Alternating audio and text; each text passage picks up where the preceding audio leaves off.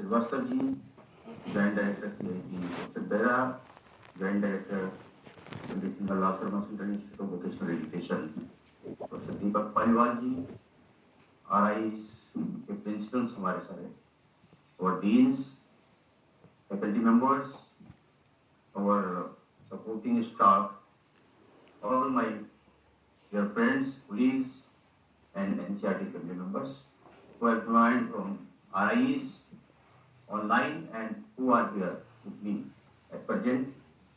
So, actually, I want to congratulate you for this, because keeping me with you for 1 year is a big task. ये 1 साल झेलना कोई आसान काम नहीं, पर आप लोगों ने मुझे 1 साल इस तरह से अपने साथ रखा कि मुझे पता ही नहीं चला कि साल कब हुआ,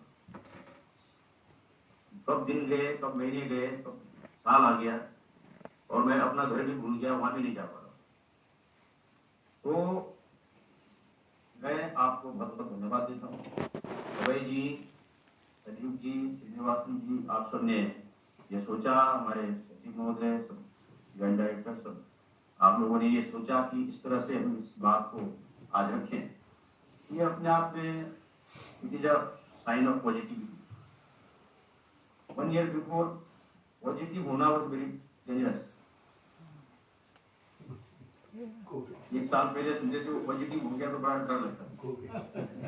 हम कह सकते हैं कि अब पॉजिटिव होने का टाइम, और जो पॉजिटिविटी आप लोगों में है, आई सैल्यूट दिस।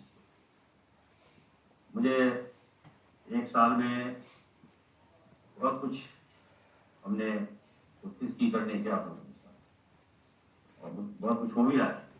मैंने 14 फरवरी को जानबूझ की बात की, मैं एक स्टिग्मा को धोना चाहता हूँ, और स्टिग्मा ये वैलेंटाइन के डे के रूप में जो वल्गरिज्म हो रहा था, I wanted to give a message to the educational institution that this is not a way to express the love which our country is mad after.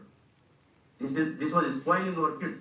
I could have joined earlier or joined one day later, but I picked up the date for this, for giving a message that director of NCERT should give a message that what is a Valentine Day. Valentine Day is a love towards your mother and towards your institution. This institution is our mother.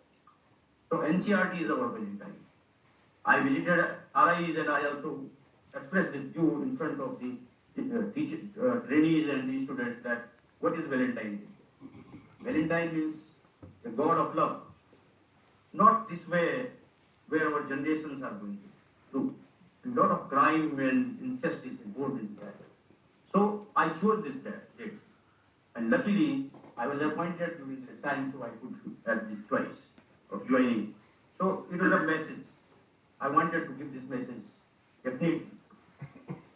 कि Valentine का मतलब ये नहीं है जो वल्गरिज्म और उल्टी सीधी चीजें लोग करते हैं, हमारे देश की संस्कृति को अपसंस्कृति की तरफ, कुसंस्कार की तरफ खेलते हैं। इसलिए मैंने 14 तारीख ज्वाइन किया और NCERT को वैलेंटाइन के रूप में चूज किया, और आप सबने मुझे स्वीकार किया, तो इसके लिए बहुत बहुत धन्यवाद है। और मेरा तरीका काम करने का है, मैं सबके साथ मिलकर के काम करूँ, और मेरा हमेशा प्रयास रहता है कि सबके साथ संवाद करूं, सबके साथ बात करूं, सबसे प्यार से काम लूं जितना हो सकता है, और फिर आखिरी सबसे प्रहार भी हो जाता है। पर अभी तक ऐसी नौबत आई नहीं है। अभय जी मुझे मिलने आए, बोलने आए, सर आपको बुलाना है, तो कहने लगे कि सर अभी तक रौद्र रूप ही आपका देखा है, आपका करुणा का रूप कब देखेगा। तो मैंने कहा 1 साल रौद्र रूप और रहने दो। ठीक है, क्योंकि ऐसा है, देखिए नींद से उठाने के लिए जब कभी 15 आ जाती है ज्यादा, तो गहरी नींद होती है, तो उसमें झकझोरना पड़ता है, और वो नींद आना स्वाभाविक है। किसी भी संस्था के व्यक्ति के जीवन में एक स्टेज आती है जब उनको लगता है कि नहीं, और कोविड की वजह से जो स्लगिशनेस, जो प्रॉब्लम, जो मनोस्थिति लोगों की हो गई थी, टूट गई थी, मतलब लोगों का सर, मन और शरीर दोनों ऐसा मायूस था। और उसमें मैं आया तो अभी मंडल जी ने स्प्रिंग की बात की कि एक स्प्रिंग की तरह जो है, स्प्रिंग के टाइम में आ पाए, तो मैं समझता हूँ सबके जीवन में बसंत रहना चाहिए, और बसंत के समय हमें ये नहीं भूलना चाहिए कि पतझड़ भी आता है। विपरीत से विपरीत परिस्थितियां है, उसमें भी हमें अपने धैर्य को, अपने संकल्प को, अपनी मनोस्थिति को डिगने नहीं देना है। उसमें भी हमको पूरे पॉजिटिव होकर के, पूरे सकारात्मक रूप से उसका भी स्वागत करना चाहिए, क्योंकि जीवन में अगर एक ही पक्ष है तो कोई महत्व नहीं है उसका, क्योंकि बिना खलनायक के नायक नहीं होते, बिना खराब मौसम के अच्छे मौसम नहीं हो सकते, बिना खराब समय के अच्छा समय नहीं आ सकता, बिना रात के दिन नहीं हो सकते। इसलिए दोनों चीजें जरूरी हैं। इसलिए कि हम समझें कि अगर बुराई भी कुछ सिखाती है, विपदा भी कुछ सिखाती है। कई मन विपदा हूं बनी जो थोड़े दिन को, गीता नीतिया जगत में जान पर सब कोई। थोड़े दिन की विपत्ति से सबक मिल जाता है और हम समझ जाते हैं, लिखा रह जाता है, क्योंकि सोना तपने के बाद ही सोना बनता है। इसलिए जितनी हार्ड शिक्षा आती है वो हमको सिखाने के लिए आती है। उसमें हमें डिमोरलाइज नहीं होना चाहिए, उसमें हमें टूटना नहीं चाहिए, अपना धैर्य स्खलित नहीं करना चाहिए, परेशान नहीं होना चाहिए। इसलिए मैंने जो कुछ भी एक साल में आप लोगों के बीच में चहलकदमी करता रहा हूँ, जो कुछ भी कर पाया हूँ आपके प्यार और सपोर्ट की वजह से कर पाया। बिना आप लोगों के मैं नहीं कुछ भी कर सकता। इसलिए जब एक मौका ऐसा आया कि मंत्री जी के सामने और भी लोग थे, सब थे, और एक ऐसा बात होने जा रही थी जिससे कि एनसीईआरटी की टीम डिमोरलाइज हो जाती, तो मैंने स्टैंड लिया। मैंने कहा sir, I can't demotivate my team, I will not tolerate this. My team will be demotivated. And thankfully, Mantri stood by my side. He said, Saglani ji ठीक कह रहे, सगलानी जी बिल्कुल ठीक कह रहे हैं, उनकी टीम को हम डिमोटिवेट नहीं, एनसीईआरटी को डिमोटिवेट नहीं होने देंगे। अगर मैं नहीं हिम्मत कर पाता और आवाज नहीं उठाता तो शायद हमारे लिए पता नहीं क्या करता। मैंने कहा नहीं सर, मैं नहीं टॉलरेट करूँगा, आप मेरा जो मर्जी करो, मुझे रहना है नहीं रहना मैं छोड़ के चला जाऊंगा, बट जब तक मैं हूँ मेरी टीम को डिमोटिवेट नहीं होने। और सबने तो सम्मान किया इस बात का। तो मौका आता है जब स्टैंड लेना पड़ता, बिना डर के, बिना भय के। इसलिए मैं सब लोगों से ये कहता हूँ कि डरने की जरूरत नहीं है। जब काम करते हैं, ईमानदारी से काम करते हैं, ट्रांसपेरेंटली काम करते हैं, तो डरना क्यों डरना है? गलत काम से डरना होता है, गलत बात से डरना होता है। हम गलत काम करते नहीं, गलत बात करते नहीं, हम पूरी तरह से समर्पित होकर काम करते, तो डरना क्यों है? इसलिए मैं अपने साथियों को भी कहता हूँ कि मुझे मेरे से डरना नहीं, मेरे से प्यार करना है। और मैं अगर डांटता भी हूँ, किसी को बोलता भी हूँ, तो अधिकार बस बोलता हूँ, प्यार बस बोलता हूँ। मुझे लगता है कि हमारा परिवार है, मुझे जिद करने का हक है आप लोगों के साथ, आपको भी है। मुझे काम करने का, मैं काम करता हूँ आप लोगों के साथ मिलकर के, जो भी काम हो सकता है वो करता हूँ। तो अगर मुझे लगेगा कोई और अच्छा कर सकता है तो उसको प्यार से मोटिवेट करने की कोशिश करता हूँ, जितना हो सकता है उतना करता हूँ। आप लोगों ने बहुत कुछ मेरे बारे में बोला, हालांकि मैं इस तरह से कुछ नहीं है, आप लोगों के बीच में आप लोगों का साथी हूँ ये, और ये केवल फर्क है कि एक कुर्सी इधर है एक उधर है, बाकी इससे ज्यादा कोई फर्क नहीं। आप सब लोग भी इतना ही काम करते हैं, इतना ही काम कर सकते हैं जितना हम करते हैं। इसमें कोई बहुत बड़ी बात नहीं है कि मुझे एक पेपर ही तो छोटा सा मिला है ना डायरेक्टर का पॉइंट, वो भी आधा पेज है, 6 लाइन। 6 लाइन की वजह से कोई मैं बहुत अलग से नहीं बन गया, मगर एक दायित्व का जो होता है, सेंस ऑफ रिस्पॉन्सिबिलिटी जब आती है, तो वो हर किसी के अंदर सेंस ऑफ रिस्पॉन्सिबिलिटी है और होती है।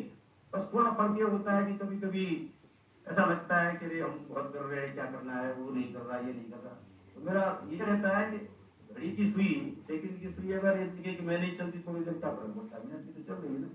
और मिनट की सुई अगर ये देखे कि थोड़ी देर मैं भी चुप हो जाती हूँ, घंटे की तो चलती जाएगी, तो ये होता नहीं। क्योंकि अगर सेकंड की सुई चलने नहीं चलेगी तो मिनट की नहीं चलेगी, मिनट की नहीं चलेगी तो घंटे की सुई आगे बढ़ेगी। इसलिए हर किसी का उतना ही गुण, कोई छोटा और बड़ा नहीं है। इसका जो काम है उसी काम से उसकी अच्छाई और बुराई आत्मा हो जाए। जिस लेवल पे भी जिसका दायित्व है, उस लेवल पे अगर उस दायित्व को वो करता है, तो वो एक कोई बहुत बड़े पद पे है वो नहीं करता है, तो उससे बड़ा वो छोटा आदमी है जो अपने दायित्व कर पाता है। एक चींटी को आप देखते हैं, चींटी को देखिए, सीखने के लिए कितना है। कई बार मैं छोटा था, बचपन में देखता था चींटी की लाइन जा रही, मैं एक उस चींटी को दाएं बाएं करता था, उसकी जिद थी कि वो आकर के उसी लाइन में, किसने सिखाया? इतनी भी दूर फेंको, थोड़ी देर में फिर देखो आगे गए। मतलब ये कितना डिटर्मिनेशन और कितना डिसिप्लिन है। वो किनारे कर दिया दाएं बाएं से और आगे चली जाती कहीं नहीं, जो उसकी सीक्वेंस है उसी सीक्वेंस में आगे बढ़ेगी। आप एक्सपेरिमेंट करके देखिए, मैं बचपन में ये चीज देखा कि क्यों इस लाइन दे सकते हैं, देखो सारी लाइन कितनी बार कोशिश किया, वो आएगी और उसी जगह पे खड़ी होगी लाइन में, और उस लाइन के साथ। तो ये बड़ी बात होती है कि अगर हम लोग किसी भी श्रृंखला में जुड़ करके काम करते हैं तो श्रृंखला जितना भी कोई तोड़ने की कोशिश करे, अगर हमारा समर्पण है, हमारा डिटर्मिनेशन है, तो कोई हमको हटा नहीं सकता, कोई नहीं विचलित कर सकता। इसलिए मैं जो आप लोगों के साथ, क्योंकि मुझे जिस चीज से फायदा होता है मैं चाहता हूँ उससे सबका अधिकार है। मैं अपने पर्सनल जीवन की बातें भी आपको बता देता हूँ, हर किसी को शेयर कर देता हूँ। मैं क्या खाता हूँ, क्या नहीं, क्यों खाता हूँ, क्यों नहीं, कितनी देर सोता हूँ, क्या काम करता हूँ, क्योंकि मुझे लगता है कि इससे मेरी क्षमता बढ़ रही है। और भगवान की कृपा से 1 साल मुझे हुआ, मैं यहाँ पे 2 बार मुझे कोई दिक्कत हुई। एक बार बंगलोर गए थे तो शायद कहीं से कुछ इन्फेक्शन हुआ, मेरे को 100 डिग्री बुखार 1 हफ्ते तक रहा, पर मैं 1 मिनट पे घर में नहीं रहा। आप सब लोग बोलते थे कि सर आप घर में रहिए, आराम करिए, और दिक्कत है ये है। मैंने कहा नहीं, मुझे कोई दिक्कत नहीं है। और मैं अमूमन 8 किलोमीटर घूमता हूँ, तब मैं 10 किलोमीटर घूमता था उस दौरान। जब मेरे को 100 डिग्री बुखार था तो मैं कार को चैलेंज देने के लिए 2 किलोमीटर एक्स्ट्रा घूमता हूँ, और ऑफिस में 7 से 8 बजे के बाद जाता है, मुझे कोई फर्क नहीं पड़ा। 1 हफ्ते काम करता रहा, बुखार भी चला गया। बीच में 2 दिन मेरी आवाज बंद हो गई, बिल्कुल बंद हो गई थी। मैं ऑफिस में आया, काम किया, अभी आपके सामने। तो कहने छोटी छोटी चीजों से विचलित अगर हो जाते हैं तो हमारा फिर जीवन खराब है। व्यक्तिगत जीवन में अगर खुश रहना है आपको, तो ये सब विघ्न बाधाएं ये पूरी देर के लिए, और तब होती है जब हम महसूस करते हैं। इसलिए अपने अंदर सकारात्मकता लाना सबसे जरूरी है। आप लोगों की दवाई बीमारी कम हो जाएगी। मैं ये खुद कह सकता हूँ, मैं कोई दवाई, बुखार आता है या मैं कोई दवाई नहीं लेता। मेरे साथी चिंतित हो जाते हैं कई बार, अरे क्या हो गया, कुछ नहीं है, कोई दिक्कत नहीं। तो इसलिए कभी भी किसी भी परिस्थिति में गलत चीज के आगे झुकना नहीं। बीमारी हो, दुख हो, या कोई गलत काम हो, या कोई गलत साथ देता हो, शॉर्टकट चलने की बात हो, कभी, क्योंकि शॉर्टकट से आप देखते हैं अगर फिसल गए तो फिर वही पहुंच जाते हैं यहाँ। इसलिए मैं सबसे ये कहता हूँ कि देखिए, जो भी आपकी समस्या है वो मेरी समस्या है। आप अपने काम पे जाए, आप इस चक्कर में मत बैठिए कि साहब मेरा ये नहीं हुआ तो मैं ये नहीं करूंगा। आप इतने सालों से नहीं हुआ तो कोई बात नहीं, कुछ दिन और सही होगा। अगर आप लोग अपना संकल्प करेंगे, कर्तव्य रहेंगे, तो आपका कोई भी समस्या है वो रहेगी, क्योंकि कोई समस्या परमानेंट नहीं है। जीवन परमानेंट नहीं है तो समस्या परमानेंट है। ये जीवन ही क्षणिक है तो समस्या भी तो क्षणिक है ना। हम उसके नीचे क्यों डर जाते हैं, क्यों परेशान होते हैं? और मैं ये करता हूँ अपने आप, इसलिए बोलता हूँ, रीच नहीं करता हूँ, मैं प्रैक्टिस करता हूँ। जो प्रैक्टिस करता हूँ आप लोगों के बीच में बोलता हूँ। तो इसलिए कोई ऐसी बात नहीं कि हम लोग एनसीईआरटी को अगले 50 साल के लिए मजबूत न करें, कर सकते हैं और हम करेंगे।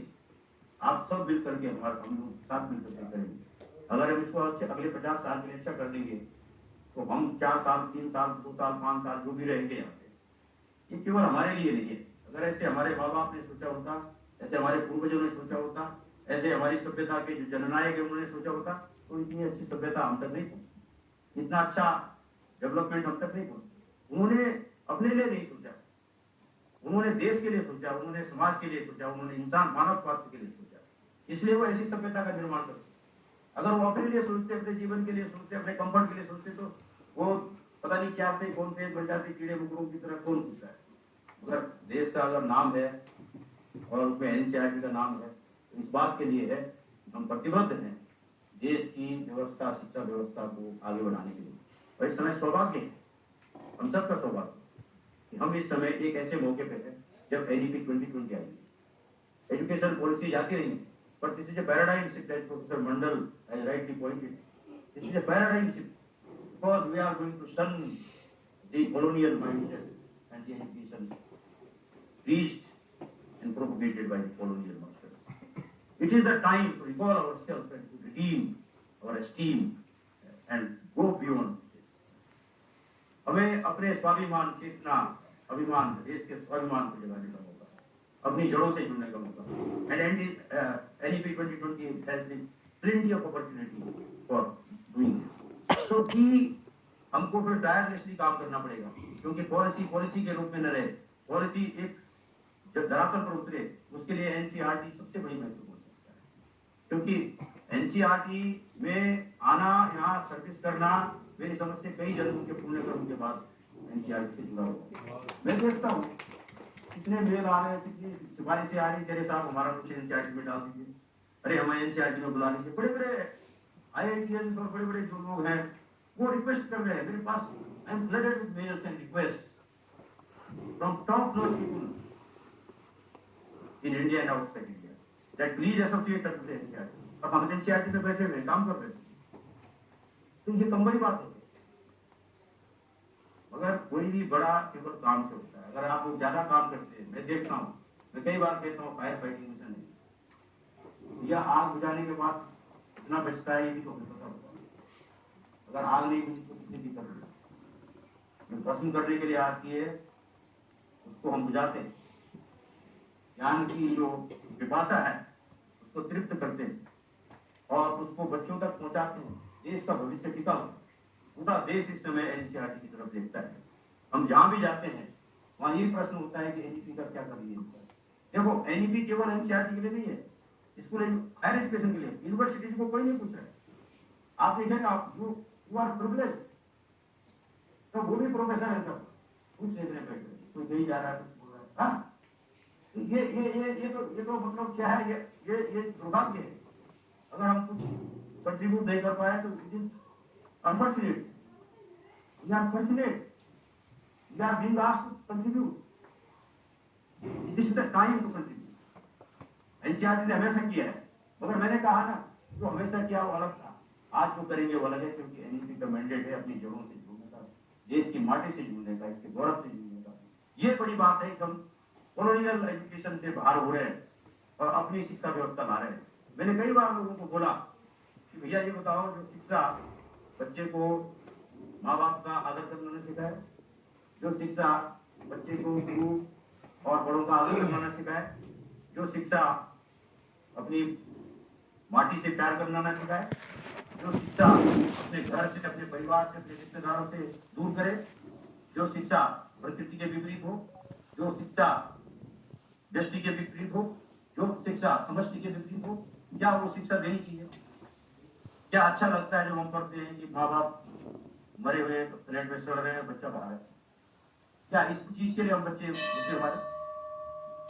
हमारे जो पुरुषार्थ, 4 पुरुषार्थ हैं, वो पुरुषार्थ हमको शिक्षा चाहिए, वो पुरुषार्थ हमें ब्रह्मचर्य आश्रम में रहकर जो शिक्षा लेने का माध्यम था उससे। इसलिए स्कूल एजुकेशन सबसे बेहतर है, जिसमें कि बीज बोया जाता है, बीजारोपण किया जाता है, सभ्यता का, संस्कृति का, ज्ञान का। जो बच्चा 12th तक पढ़ गया उसके बाद उसको सुधारना बिगाड़ना बहुत कम रह जाता है। यही स्टेज है जिस स्टेज के लिए हम लोग काम करते हैं। इसलिए हमारे ऊपर पूरे देश का बहुत बड़ी जिम्मेदारी है और हम साधारण लोग नहीं, एनसीईआरटी के लोग असाधारण लोग, जिनको कि इस प्रकार से काम करने का मौका मिला है और वो करते हैं।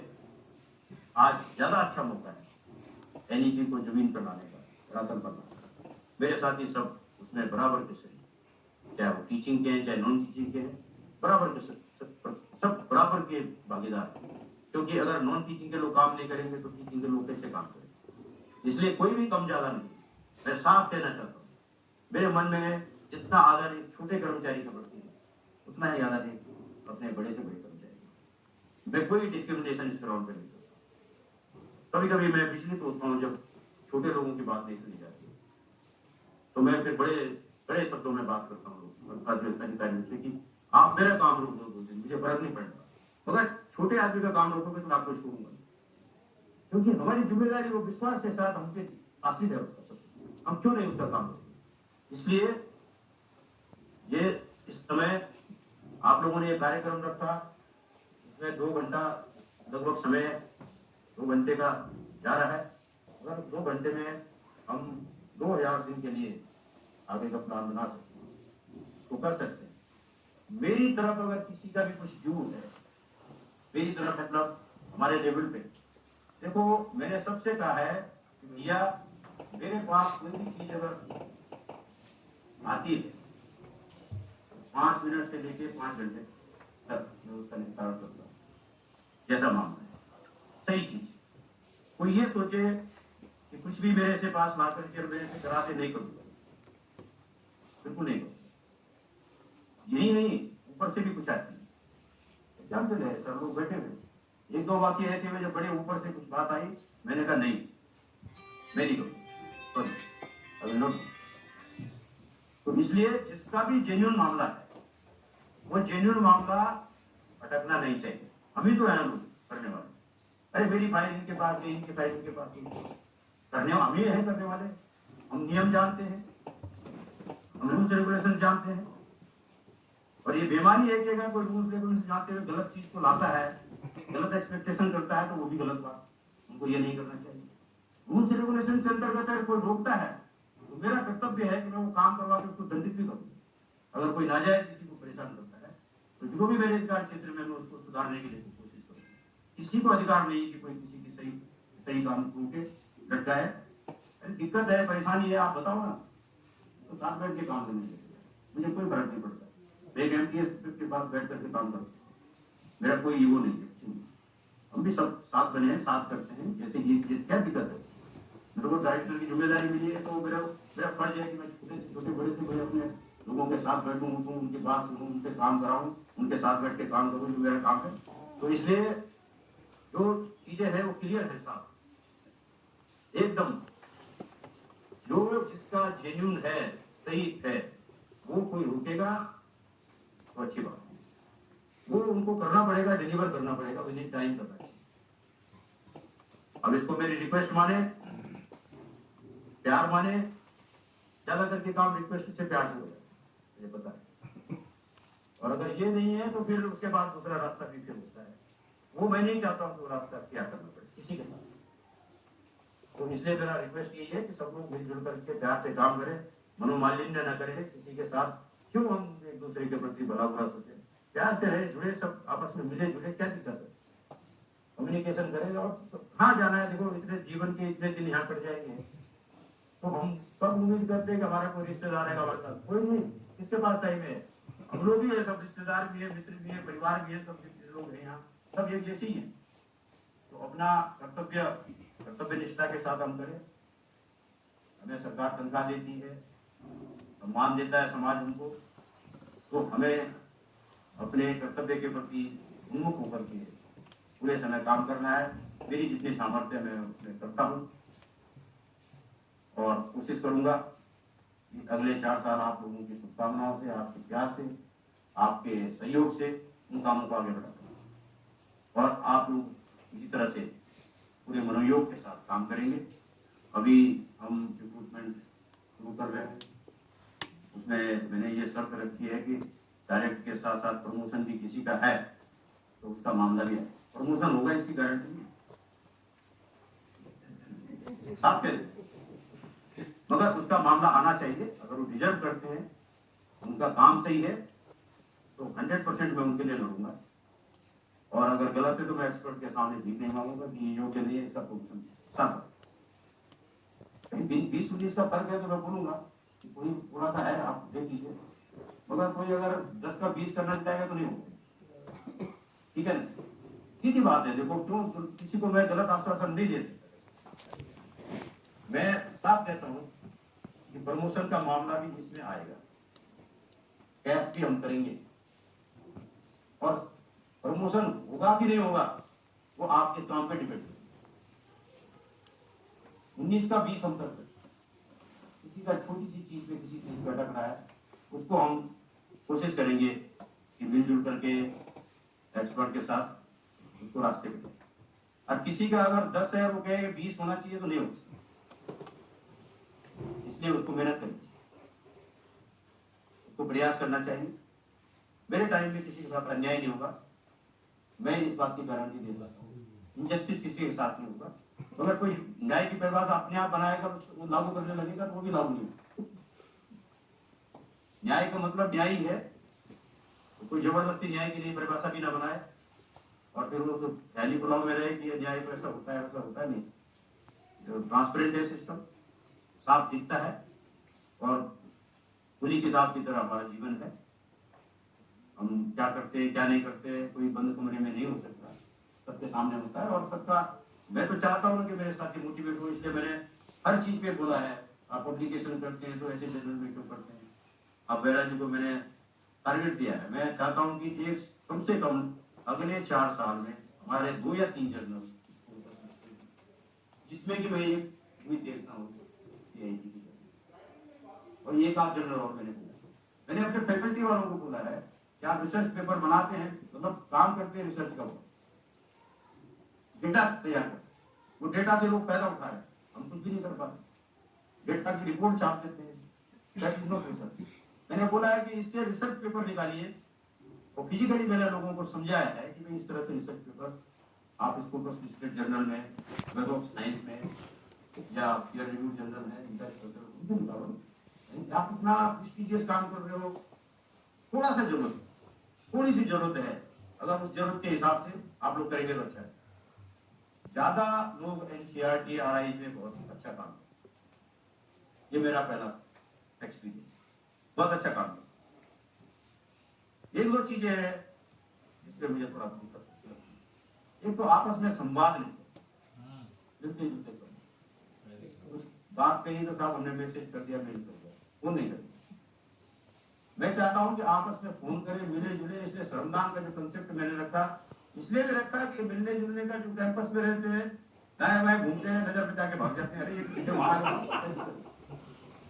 क्या हो जाएगा, ये गंदे आप जुड़ेंगे जमीन से, हमारे साथ फूल खिलेंगे तो आपको भी मजा आएगा, कहीं मैंने भी तो लगाया था।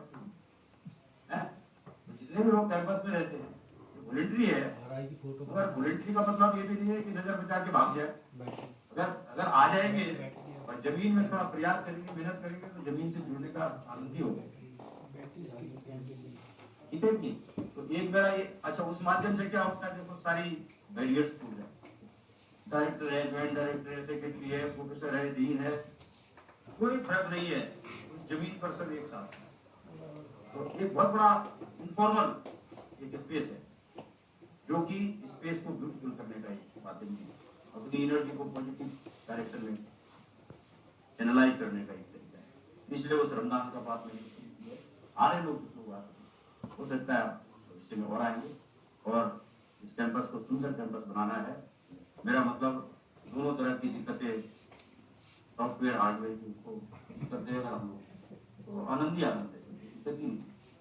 अपने आसपास और अपने को सुंदर बनाना, अच्छा बनाना, हमको भगवान ने ये सौभाग्य दिया, हम कर सकते हैं, तो ये करना चाहिए। तो ज्यादा लोग अच्छे हैं, थोड़ा संवाद ज्यादा होना चाहिए, मेल मिलाप ज्यादा होना चाहिए, प्यार मोहब्बत ज्यादा होनी चाहिए, गौर कम होना चाहिए, ये चीज ठीक है। इससे हमारी गति अंतर होती है और आपस में सच पैदा होता है।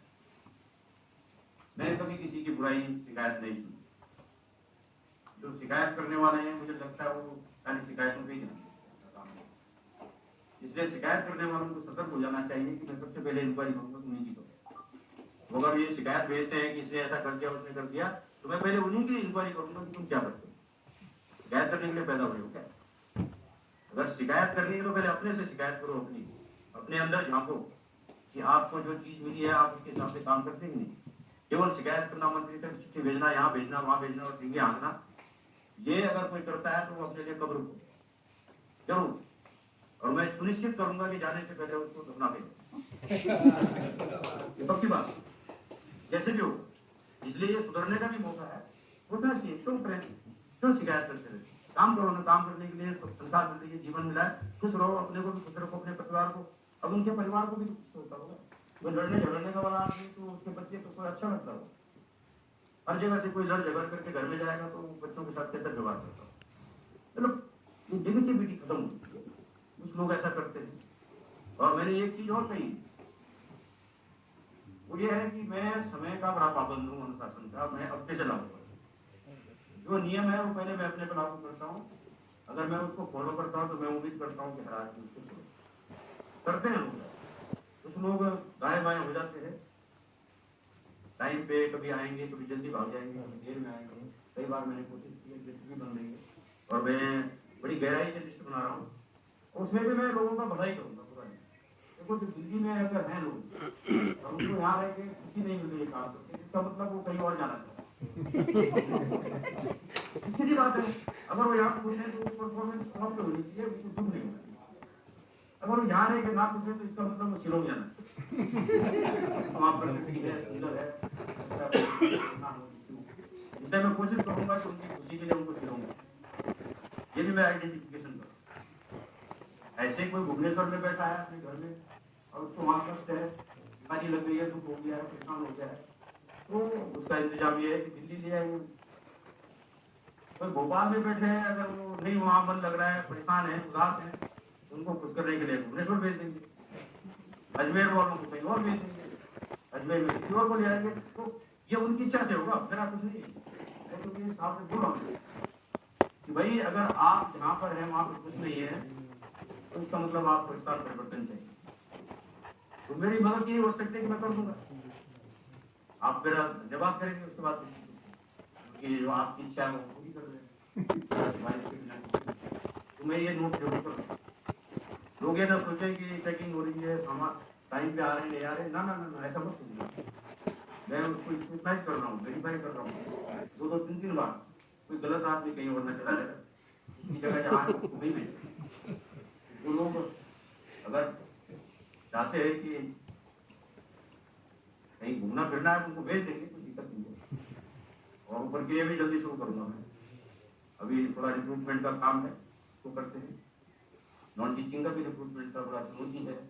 बहुत सालों से पता नहीं क्यों इतना ज्यादा कम, जैसे 150 ट्रक कूड़ा वहाँ पास में था अटल उद्यान, ऐसे ही कूड़ा हर जगह जमा करके पता नहीं क्यों रख सकते। इसलिए वो बोटल नेक तोड़ना, वैकेंसी नॉन टीचिंग का इतना ज्यादा प्रॉब्लम, तो मैं बैठा लोगों के साथ, हमारे मंडल जी इतना सपोर्ट जो है उस काम में इतने खो गए, ये अच्छे हिस्टोरियन हैं, मगर आजकल शायद ये सब भूल गए होंगे जब से ये एनसीईआरटी सेक्रेटरी का काम इनको दिया। ये और खूब खोद करके चीजें निकालते हैं। मेरे पास बड़ी दिक्कत होती थी कि साहब स्पेस नहीं है, इन्होंने 4 महीने रह करके बड़ा एक प्लान तैयार किया, फिर जेडी साहब को हमको दिखाया, ओरिजिनल रिसर्च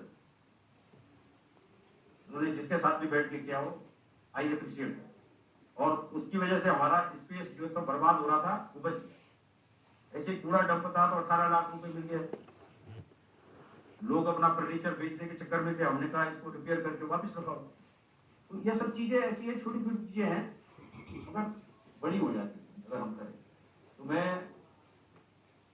मंडल जी का जो काम था वो एकेडमिक्स का ही है, मगर सेक्रेटरी के रूप में देखिए 2 महीने हर्ष कुमार जी रहे, उसके बाद वो चले गए और लोगों को भरोसा नहीं था कभी भी कि मंडल जी सेक्रेटरी की जिम्मेदारी ले, क्योंकि वो उनका टेम्परामेंट ही अलग है, वो बात पे बीआरएस की बात करते हैं आध्यात्म की बात करते हैं। और मैंने उनको कहा कि कर्म योगी सबसे बड़ा योग, सबसे बड़ा आध्यात्म क्या है, कर्म। और गीता कहती है इस काम कर्म की बात। तो हमने कहा आप कहीं भी भागोगे आज आत्मा को चैन नहीं मिलेगा, आप यही बैठ करके कर्मयोग करो। तो वो कर रहे हैं, सपोर्ट मिल रहा है मुझे जेडी साहब की तरफ से सपोर्ट मिलता है, आप सबकी तरफ से, बेरा जी, ये तो बेरा जी तो दिन बोलो दिन रात बोलो रात। सबसे बढ़िया बात यह है कि कभी इनके चेहरे पे जो है उदासी नहीं देखता हूँ, उसमें अगर मैं जानबूझ के 1-2 बार मैंने ऐसे काम बोलते जो हो नहीं सकते, मैंने कहा बेरा जी करना है कर देंगे सर तो मैंने थोड़ी देर बाद बोला है कैसे करोगे, मैं कैसे बोल रहा था, इन्हें सब कर सकते। ये बड़ी बात है मेरे लिए भी, ये सीखने की बात है। देखो मतलब एक आदमी का विश्वास इतनी बड़ी बात है, और ये काफी देर तक ऑफिस में काम करते हैं, बैठे रहते हैं, कभी शिकायत नहीं, आज तक इन्होंने किसी की शिकायत, शायद इनके बाहर जो कुत्ते घूमते उनकी शिकायत नहीं, जबकि लोग आते ही मेरे से शिकायत करें सब कुत्ते हैं तो किसने बैठाया, ये वातावरण क्यों बनाया है, अपने आसपास सफाई रखिए, ढंग से रखिए, क्या दिक्कत है, जगह निर्धारित करिए, कहीं जानवरों को दया करो, ठीक है, और वो हर जगह तो नहीं आ सकते। तो कहने का मतलब ये कभी शिकायत आज तक इन्होंने किसी के खिलाफ मेरे से बात नहीं की। वैसे तो कई लोग, बहुत सारे लोगों ने नहीं करी है, सब लोग अच्छे ही है, मगर इतना ज्यादा इनको कितना भी गुस्सा कर लो, कुछ कर लो, ये कभी रुकी नहीं। हमारे लिए भी कुछ सीखने की बात नहीं, आप लोगों से मैं ऐसे किसी न किसी से कुछ सीखता रहता हूँ, आप सबका सपोर्ट मिलता रहता है, सभी का, और जो कुछ नहीं है उनके लिए व्यवस्था बना रहे हैं, व्यवस्था लागू करके लोग ठीक हो जाएंगे। तो मैं बहुत ज़्यादा नहीं कहता हूँ, धन्यवाद देता हूँ और उम्मीद करता हूँ कि आगे का समय हम सबके लिए बहुत अच्छा आने वाला है। हम अपने काम से ही अपनी लकीर लिखेंगे, अपना भाग्य लिखेंगे। भाग्य तो ऊपर से आप बनता नहीं है, काम करके ही बनता है। तो जितना हम अच्छा काम करेंगे एनसीईआरटी के लिए उतना ही अच्छा है। मैं चाहता हूँ कि आप सब लोग खुश रहें, सुखी रहें, फले फूले, संस्था को बहुत आगे तक ले जाने के लिए हम सब साथ काम करें। और कभी किसी को परेशानी कुछ होती है, उसकी परेशानी जायज़ है तो उसके अंदर हम जरूर देखेंगे, जरूर काम करेंगे। नाजायज़ परेशानी है तो वो अपने पास ही रखें और हो सके तो अपने पास से भी दूर करिए, क्योंकि कोई फायदा नहीं है। और जितना हम करेंगे उतना अच्छा रहेगा। तो इसी बात के साथ मैं आप सबको धन्यवाद देता हूँ और शुभकामनाएं देता हूँ कि हम अपना पड़ाव दर पड़ाव पार करके एनसीईआरटी के मैंडेट को, अभी हमारे सामने बड़ी चुनौतियाँ है। मैं चुनौती को तो चुनौती बोलता नहीं, मैं तो उसको अपॉर्चुनिटी बोलता हूँ। अवसर है हमारे सामने। अभी एनसीएफ आ रहा है, स्कूल एजुकेशन का, इसका सिलेबस बने, पाठ्यक्रम बनेगा, पाठ्य पुस्तकें बनेंगी। आप सबका सहयोग उसमें सर्वोपरि है। रिक्रूटमेंट भी हम कर रहे हैं, वो भी करेंगे। इस कैंपस को सुंदर बनाना है, इसके लिए भी सभी लोगों का बड़ा दायित्व है। और आगे कुछ निर्माण कार्य भी हम सोच रहे हैं कि करें, ताकि लोगों के पास स्पेस की कमी हो। रिक्रूटमेंट करेंगे तो जो ओवर प्रेशर है, मैं जानता हूँ एक आदमी 2-3 लोगों को काम करता है, अच्छी बात है, बहुत प्रेशर। रिक्रूटमेंट होगा तो आप लोगों की थोड़ा सपोर्टिंग हैंड मिलेंगे तो काम की क्वालिटी और निकलेगी। आप लोगों के जीवन में तनाव भी कम हुआ, और तनाव तो करना नहीं चाहिए, ज़्यादा कुछ नहीं है, काम करके ही तनाव दूर होता है। तो आप सबको बहुत बहुत धन्यवाद। अभय जी, हमारे आप सभी को बहुत बहुत धन्यवाद। ये आप लोगों ने सबको मिलने का मौका दिया और मुझे आप लोगों ने 1 साल तक बहुत प्यार दिया है। आगे भी उम्मीद करता हूँ कि आपका प्यार और सहयोग साथ रहेगा और हम अच्छा कर पाएंगे। बहुत बहुत धन्यवाद।